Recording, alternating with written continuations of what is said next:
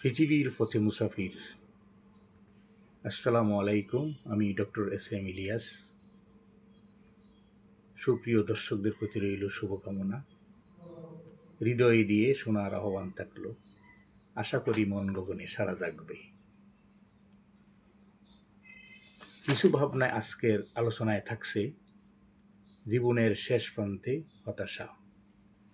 বয়স এখন 70 পেরিয়ে সামনের দিকে ধাবমান। নানা রোগে আক্রান্ত হয়ে অচল অবস্থায় ঘরে বসা। যৌবনে ছেলে মেয়েদের পড়ালেখার জন্য বিদেশে পাঠিয়ে দেওয়া হয়েছে। বিদেশের সন্তানরা ভালো আছে, তারা আর দেশে আসে না। মাঝে মধ্যে ফোন করে কর্তব্য শেষ।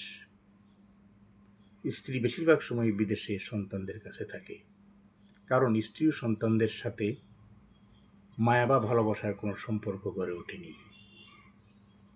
তাতে করে স্ত্রী ও সন্তানদের সাথে যে দূরত্ব সৃষ্টি হয়েছে তা দূর করার ঔষধ পৃথিবীতে সৃষ্টি হয়নি। এটাই হলো মায়া মমতাহীন সংসারের ধ্বংসাত্মক শেষ বেদনাময় পরিণতি।